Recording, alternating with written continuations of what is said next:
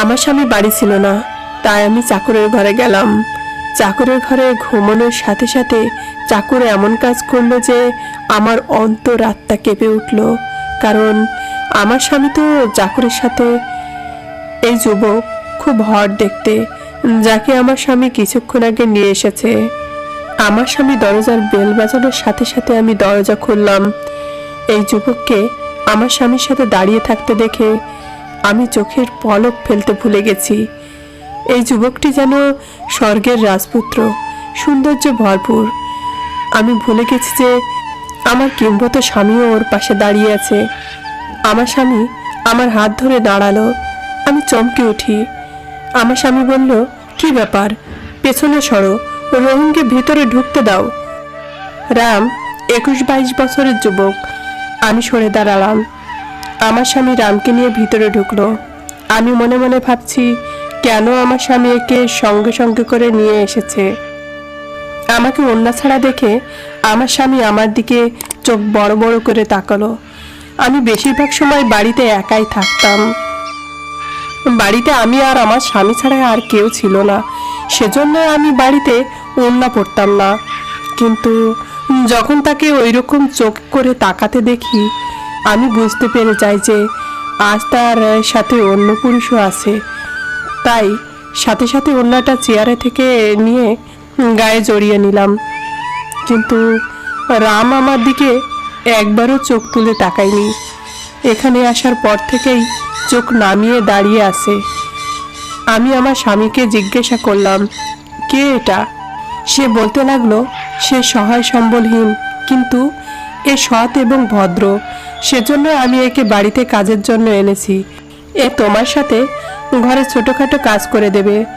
যদিও আমার স্বামী এক যুবককে ঘরে এনেছে শুনে আমার খারাপ লাগার কথা ছিল, কিন্তু আমার খারাপ লাগেনি। কেন জানি না, আমার স্বামী এই সিদ্ধান্তে আমি ভিতরে ভিতরে খুব খুশি হয়েছি। তাই বললাম, এটা তুমি খুব ভালো করেছ, কারণ ঘরের কাজ করতে আমার খুব কষ্ট হয়ে যায়। তারপর যখন বাজার থেকে জিনিস কিনে আনতে হয়, তখন তো ক্লান্ত হয়ে পড়ি। আমার স্বামী বলল, তাই তো একে এনেছি, যাতে তোমাকে বাইরে যেতে না হয়। বাইরের সব কাজ একে দিয়ে করিয়ে নিতে পারবে এবং বাড়ির ছোটোখাটো কাজও এ করে দেবে। আমাদের বাড়িটা ছোট, তাই বাড়িতে চাকরের থাকার জন্য আলাদা ঘর ছিল না। কিন্তু আমার স্বামী এই ছেলেটির জন্য বাড়ির স্টোর রুম খালি করে দিয়েছে। আমার স্বামী সেখানে একটা খাট এনে রেখেছে এবং ফ্যানও লাগিয়েছে। আমার স্বামী একটি প্লেটে খাবার নিয়ে স্টোর রুমে ওকে খেতে দিয়ে এলো। আমার স্বামী আমাকে বলল, যখন কোনো কাজ থাকবে না, তখন একে বাড়ির ভিতরে বেশি ঘোরাঘুরি করতে দেবে না, একে স্টোর রুমেই থাকতে বলবে। আমি বললাম, ঠিক আছে।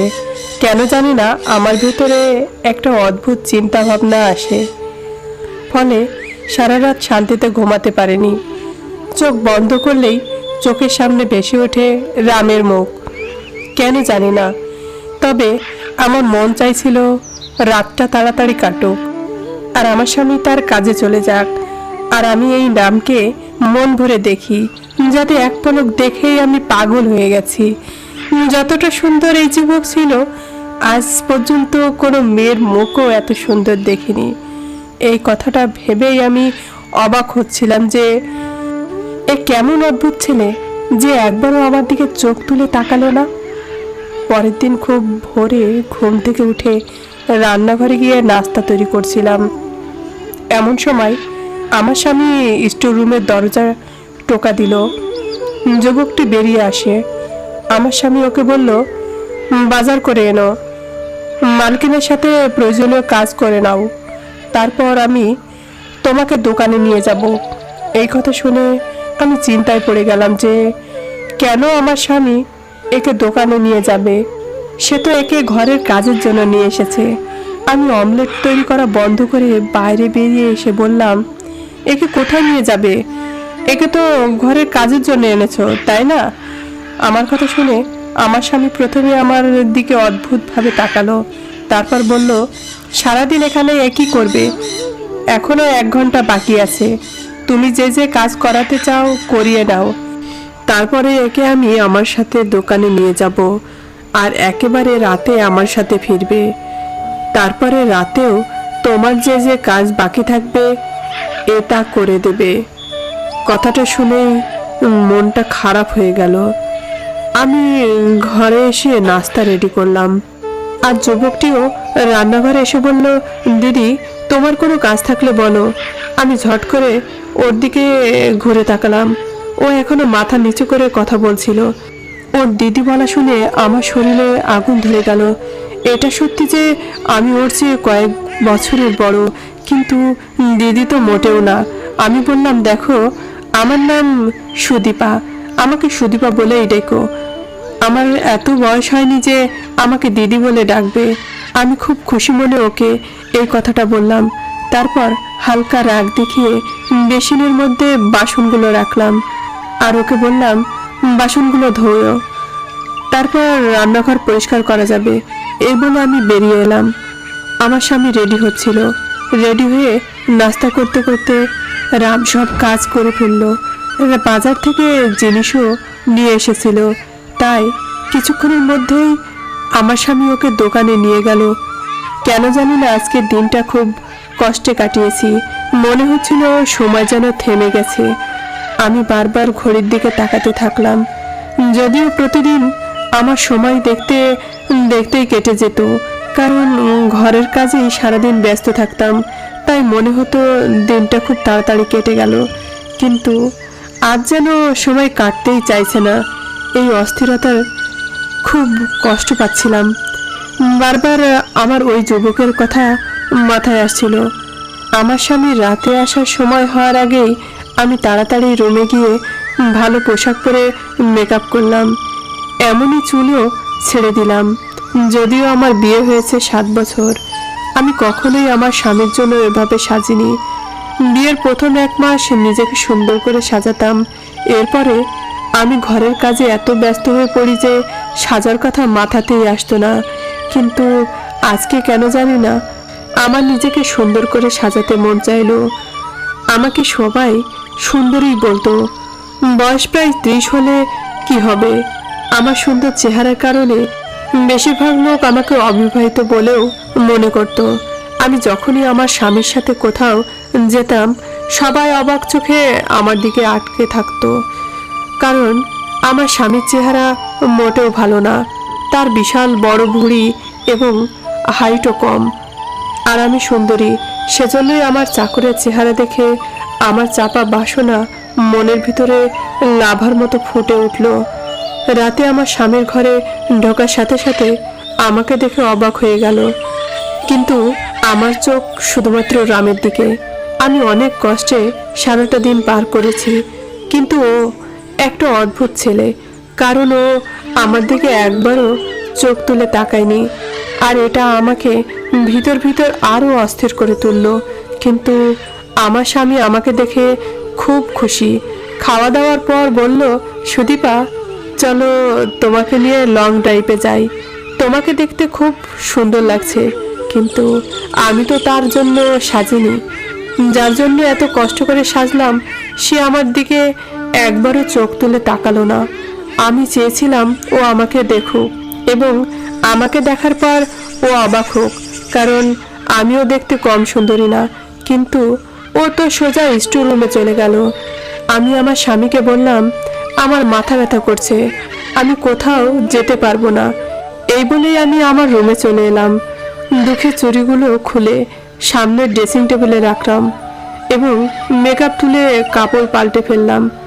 আমি শুয়ে শুয়ে ভাবতে লাগলাম কিভাবে এই ছেলেকে আকৃষ্ট করব। আমার মাথায় একটা আইডিয়া এলো, তাই আমার স্বামী ওঠার আগেই আমি ছাদে চলে গেলাম। ভিজে কাপড় শুকাতে দিতে গিয়ে ইচ্ছাকৃতভাবে পা মরিয়ে নিলাম, আর ব্যালেন্স রাখতে না পেরে সিঁড়ি দিয়ে গড়াতে গড়াতে নিচে পড়ে গেলাম, আর আমার পা বাজেভাবে মচকে গেল।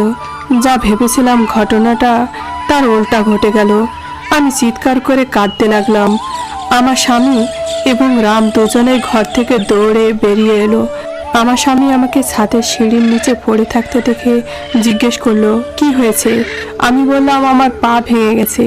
সে আমাকে হাত ধরে দাঁড় করানোর চেষ্টা করলে আমি চিৎকার করে উঠলাম, আমি সত্যি সত্যি আমার পায়ের একটা হাড় ভেঙে নিয়েছি। আমার স্বামী আমাকে কোলে উঠিয়ে গাড়িতে করে হাসপাতালে নিয়ে গেল। ডাক্তার আমাকে বললেন যে আমার পায়ের হাড় ভেঙে গেছে, তাই পায়ের উপর প্লাস্টার লাগানো হলো। আমাকে বাড়িতে এনে বিছানায় শুয়ে দিল। আমার স্বামী টেনশনে পড়ে গেলেন এবং বললেন, এখন আমি কিভাবে দোকানে যাব? রামকে দোকানে চালাতে পাঠিয়ে দেই। তারপরে আবার বললেন, রামের দোকানে যাওয়া কদিনই বা হলো, ও কি দোকান চালাতে পারবে? আমি আমার স্বামীকে বললাম, তুমিই দোকানে যাও, রামকে এখানে রেখে যাও, আমার কিছুর দরকার হলে ওকে বলে দেব। আমার স্বামীও রাজি হয়ে নিজের কাজে চলে গেল। আমি মনে মনে খুব খুশি, যদিও আমার পায়ে খুব ব্যথা হচ্ছিল, আমার পা নড়াচড়া করাতেও পারছিলাম না, কিন্তু আমার মনে শান্তি ছিল। স্বামী চলে যাওয়ার সাথে সাথে আমি রামকে ডাকলাম এবং ওড়না খুলে সামনের সোফায় ফেলে দিলাম। রাম আমার রুমে ঢোকার সাথে সাথেই নিচের দিকে তাকিয়ে বলল, বলুন। আমি চেয়েছিলাম ও আমাকে দেখুক, তাই আমি ওকে আমার কাছে আসতে বললাম। রাম আমার কাছে এসে জিজ্ঞেস করলো, বলুন কি বলবেন? আমি রান্না করতে পারি, তাই রান্না করে ফেলেছি। রান্নাঘর এবং ঘরও পরিষ্কার করে ফেলেছি। আমি ওকে বসতে বললাম। এটা শুনে ও আমার দিকে তাকালো এবং সঙ্গে সঙ্গে চোখ ফিরিয়ে নিল আর 3-4 পা পিছিয়ে গেল আর বলল, কিছু লাগলে বলুন। ওর এই কথা শুনে আমি ওর উপর রেগে গিয়ে বললাম, আমার পায়ে প্রচণ্ড ব্যথা আর রুমে বসে বোরিং হচ্ছি, বাইরে বেলকনিতে বসবো, আমাকে ধরে বাইরে নিয়ে বসিয়ে দাও। আমি চাইছিলাম ও আমার কাছে আসুক, কিন্তু ও এই কথা শুনে চমকে উঠে বলল, আমি এই কাজ করতে পারবো না, রাতে স্যার এলে তবেই বের হতে পারবেন। এই বলে রুম থেকে বেরিয়ে গেল। আমার খুব রাগ হচ্ছিল যে ও নিজেকে কিভাবে, আমি যতই ওর কাছে যাওয়ার চেষ্টা করছি ও ততই আমার থেকে দূরে পালাচ্ছিল। কিন্তু একদিন সুযোগ পেয়ে গেলাম। যেই আমার স্বামী কাজের জন্য বাড়ি থেকে বের হয়েছে, অমনি সাথে সাথে ইচ্ছে করে এমনভাবে চিৎকার শুরু করলাম যেন আমি পড়ে গেছি। আমি খাট ধরে কোনো রকম মাটিতে বসলাম এবং এমন ভাব করলাম যেন বিছানা থেকে পড়ে গেছি। রাম রুমে ঢোকার সাথে সাথে আমি কান্নার অভিনয় করতে লাগলাম। ও আমার কাছে এসে আমাকে পড়ে থাকতে দেখে ওকে বাধ্য হয়ে আমাকে ধরে উঠাতে হলো। যখন ও আমার হাত এবং কোমর ধরে আমাকে ওঠানোর চেষ্টা করলো, তখন আমার হৃদয় ধুক ধুক করতে লাগলো। আমি খুব খুশি। আমি তো এটাই চেয়েছিলাম। ও আমাকে বিছানায় বসিয়ে দিল। তারপর থেকে প্রতিদিন আমি এটাই করতে লাগলাম। আমি ওকে বারবার ডাকতাম আর ও আমাকে সাহায্য করতে বাধ্য হতো। আমি চেয়েছিলাম যে আমার ঘনিষ্ঠতা ওকে অস্থির করে তুলুক। যখন কোনো পুরুষ একজন মহিলার এত কাছাকাছি থাকে, তখন তার মনে কিছু না কিছু আলোড়ন সৃষ্টি হয়। আসলে একজন মানুষ তার কাঙ্ক্ষিত জিনিস যদি কাছে পায়, তাহলে সেটা তাকে চিন্তায় ফেলে দেয়। আমি তো এটাই চেয়েছিলাম। আমার বিয়ে 7 বছর হয়ে গেছে, কিন্তু এখনো আমার সন্তান হয়নি। আমার স্বামী আজ পর্যন্ত আমাকে এই নিয়ে কখনো কটু কথা শোনায়নি। আমি সুন্দরী, সেজন্য যখনই যে কোনো অনুষ্ঠানে যেতাম, অল্প বয়সী সুন্দর ছেলেদের দেখে আমার চোখ তাদের দিকে আটকে যেত। সুন্দর আর হ্যান্ডসাম ছেলে দেখে আমার হৃদয়ে ঝড় শুরু হয়ে যেত। এই সময় আমার স্বামী আমার পাশে বসে থাকলে আমার খুব খারাপ লাগতো। মাঝে মাঝে মনে হয় আবেগে ভুল সিদ্ধান্ত নিয়ে ফেলেছি। আমি শুধু টাকা দেখেছি, কারণ আমার বাবা গরিব আর বাড়িতে অভাব লেগেই থাকতো।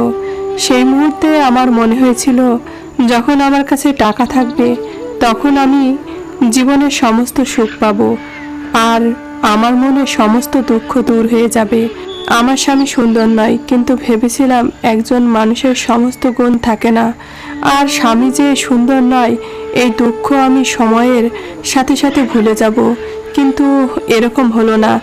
আমি আমার স্বামীকে কখনোই পছন্দ করতে পারিনি। যদিও আমরা একটা সুন্দর বাড়িতে থাকতাম, আমার রুমে এসি লাগানো, খাওয়ার পর আর কোনো কষ্ট নেই, টাকা পয়সা খরচ করার সময় আমাকে চিন্তা করতে হতো না। কিন্তু আমার স্বামীর সঙ্গে থাকতে একদমই পছন্দ হতো না। তার সাথে যতটা সময় থাকতাম মানসিক সমস্যায় ভুগতাম। সেই সময় আমার না টাকা পয়সা না বড় বাড়ি কোনোটাই ভালো লাগতো না। মাঝে মাঝে আমার মনে হতো হয়তো ভুল করে ফেলেছি। আমার স্বামী যদি আমার প্রিয় হতো তবে আমি তার সাথে ছোট ঘরেও আনন্দে থাকতে পারতাম। ওর সাথে আমি মন খুলে কথা বলতে পারতাম। আমার মনের ইচ্ছে আমার মধ্যেই একটা সুপ্ত চাহিদা তৈরি করে। রামকে দেখে আমার মনে হলো আমার খোঁজ শেষ। আমি চেয়েছিলাম ও আমার দিকে আকৃষ্ট হোক, কিন্তু ও আমার দিকে মুখ তুলেও তাকাতো না। আমি ওর চোখে আমাকে দেখতে চেয়েছিলাম। এখন আমার পা অনেকটাই সেরে গেছে, প্লাস্টারও খুলে ফেলেছি, কিন্তু আমি হাঁটার সময় ইচ্ছাকৃতভাবে ব্যথার অভিনয় করতাম যাতে ও আমাকে ধরে হাঁটাতে সাহায্য করে। আমার স্বামী আমাকে একটা স্ট্যান্ড কিনে দিতে চেয়েছিল যাতে আমি তার সাহায্যে সহজে হাঁটতে পারি। আর ডাক্তারও বলেছিল আপনি আপনার পায়ে ভর দিতে পারেন। আমি আমার স্বামীর দিকে চোখ গরম করে তাকিয়ে বললাম, ডাক্তার কিভাবে বুঝবে আমার ব্যথা হচ্ছে কিনা? তার কি, সে তো আমার হাঁটার কষ্ট বুঝতে পারছে না। কিন্তু এই নাটকও কতদিন চালিয়ে যেতে পারবো? আমি আমার স্বামীর কাছ থেকে মুক্তি চাই। একদিন রাম রান্নাঘরে বসে তার ছোট নোকিয়া মোবাইল দিয়ে কারোর সাথে কথা বলছিলেন। আমি সেই সময় মোটামুটি হাঁটাচলা করতে পারতাম। আমি ইচ্ছে করে ধীরে ধীরে রান্নাঘরের দরজার কাছে এগিয়ে গেলাম। ও কাউকে বলছিল খুব তাড়াতাড়ি মাকে তোমাদের বাড়িতে পাঠাবো। আমি এখন একটা চাকরিও পেয়ে গেছি। এখন তোমার বাবা মা মানা করতে পারবে না। আমি তাকে অনেক টাকা দিয়েছি, তোমাকে বিয়ে করে শহরে নিয়ে আসব। কথাটা শুনে আমার হুঁশ উড়ে গেল। আমি রামকে খুব ভালোবাসতে শুরু করেছি। ওর থেকে দূরে থাকতে পারবো না। আমি চেয়েছিলাম ও আমাকে ভালোবাসুক, কিন্তু ও তো অন্য মেয়ের প্রেমে পড়েছে। আমি আস্তে আস্তে আমার রুমে এলাম। এই সময়ে আমার কিছুই ভালো লাগছিল না। আমার মনে হচ্ছিল মেয়েটা আমার সামনে এলে ওকে গলা টিপে মেরে ফেলবো। রাম আমাকে ছাড়া অন্য কোনো মেয়েকে কিভাবে ভালোবাসতে পারে? আমি আয়নায় নিজেকে দেখলাম, আমি খুব সুন্দরী। এটা কিভাবে সম্ভব যে রামের আমাকে ভালো লাগে না? আমি ছাড়া অন্য কোনো মেয়ের দিকে ও কিভাবে তাকায়? তারপরে আমার মাথায় আসতে লাগলো ওই মেয়েটা হয়তো খুব সুন্দর, আমিও হয়তো তার মতো সুন্দরী না। সে যাই হোক না কেন, আমি সহ্য করতে পারছিলাম না। রাগে আমার চোখ থেকে জল পড়তে লাগলো। আমি রামকে ডাকলাম। ও আমার রুমে এসে আমাকে নিজের পায়ে দাঁড়িয়ে থাকতে দেখে অবাক হয়ে বলল, আমাকে কেন ডেকেছেন? আমি বললাম, ভিতরে এসো, তোমার সাথে আমার কিছু কথা আছে। ও ঘরের ভিতরে এলো। আমি ওকে বললাম, আমি তোমাকে ভালোবাসি। ও আমার এই কথাটা শুনে আমার মুখের দিকে প্রথমবার তাকালো, সেটাও ঘৃণার চোখে। ও বলল, এই কথাটা বলতে আপনার লজ্জা করে না? আমি বললাম, তুমি হলেই এত সুন্দর, এতে আমার কোনো দোষ নেই। তারপর আমি আলমারি থেকে অনেক টাকা বের করে ওকে দিলাম। ও এত টাকা দেখে অবাক হয়ে গেল। আমি বললাম, আমি তোমাকে টাকা দিয়ে ভরে দেব যদি তুমি আমার ইচ্ছা পূরণ করো। আমি শুধু এই অবধি বলেছিলাম। তখনও আমার গালে কষিয়ে থাপ্পড় মারল এবং বলল, আমি মালিককে সব কথা বলে দেব যে আপনার চিন্তা ভাবনা কি। আমি আপনাকে সব সময় বড় দিদির মতো ভাবি, আর আপনার আমাকে নিয়ে এসব ভাবতে লজ্জা করে না? আমি ওর থাপ্পড়ে এতটা ব্যথা পাইনি যতটা ওর দিদি বলায় পেয়েছি। আমি বললাম যে আমি তোমার দিদি না, আমি তোমাকে ভালোবাসি। তোমার প্রেমে এতটাই পাগল হয়ে গেছি যে যে কোনো মূল্যে তোমাকে পেতে চাই। আর তুমি যে মেয়েকে বিয়ে করার কথা বলেছিলে, আমি তোমাকে তা করতে দেব না। আর তুমি যদি আমার স্বামীকে আমার সম্পর্কে কিছু বলার চেষ্টা করো, তবে আমি তোমার সাথে কি করতে পারি তা তুমি কল্পনাও করতে পারবে না। আমি পাগল হয়ে গেছিলাম, আর পাগলের মতো চিৎকার করে ওকে এসব বলছিলাম। এই কথা শুনে ও সঙ্গে সঙ্গে ঘর থেকে বেরিয়ে গেল। পরের দিন ও কি বলবে আমি তো ভেবেই নিয়েছিলাম, কিন্তু ও আমার স্বামীকে বলতে লাগলো, আমি আপনার কাজ করতে পারবো না। আমার স্বামী বলল, কেন পারবে না? তুমি কি বলছো জানো? তোমার সাথে আমার 2 বছরের কন্ট্যাক্ট হয়েছে। আমার স্বামী আরও বলতে লাগলো, এই তো কদিন আগে তুমি কান্নাকাটি করছিলে কাজ দেওয়ার জন্য। এই 2 মাসে এমন কি হলো যে তুমি কাজ ছেড়ে দিতে চাও? রাম বলতে লাগলো, আমি আপনাকে কারণ বলতে পারবো না।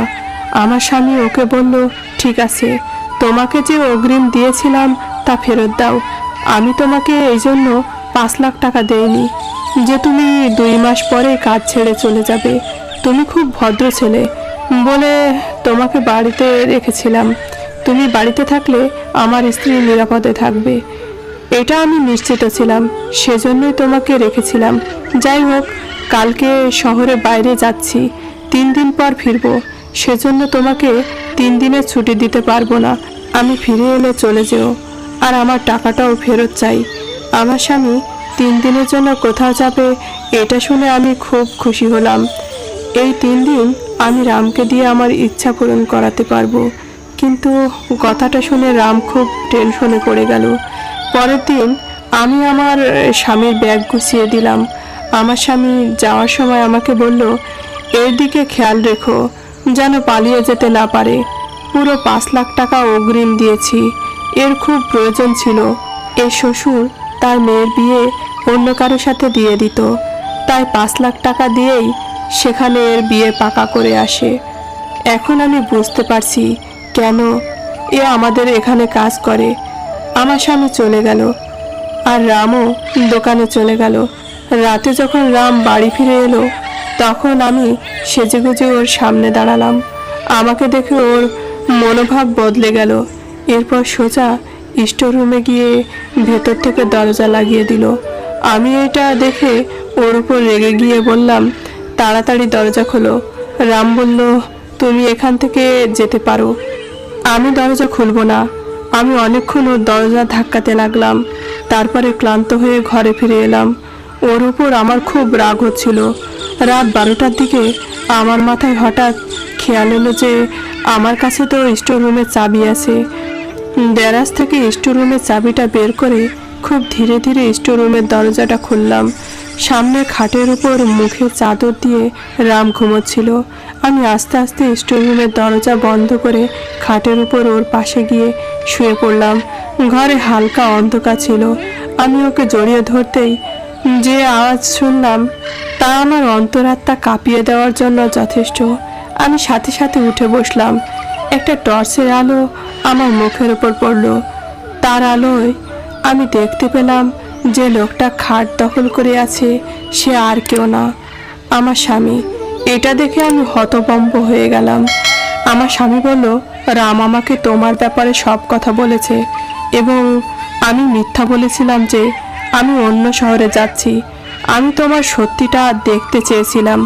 আমি কাঁদতে লাগলাম। আমার স্বামীর সামনে আমার পুরো সত্যিটা বেরিয়ে গেছে। সে আমাকে ডিভোর্স দিয়ে দিল, আর সকালে আমাকে বাপের বাড়িতে ফিরে যেতে বলল, আর বলল আমি অসুন্দরী মহিলার সাথে আমার জীবন কাটাতে পারি, কিন্তু চরিত্রহীন মহিলার সাথে না। একজন পুরুষ তার স্ত্রীর শখ পূরণের জন্য সারাদিন কঠোর পরিশ্রম করে এবং সে স্ত্রীর কাছ থেকে বিশ্বস্ততা আশা করে, নইলে টাকা দিয়ে তো যে কোনো খারাপ মহিলা বিছানায় শুতে রাজি হয়ে যায়। আমি সব কিছু হারিয়ে ভাবছি, যদি আমি আমার চরিত্র ঠিক রাখতাম যেমনটা সমীর একজন ছেলে মানুষ হয়েও রেখেছিল।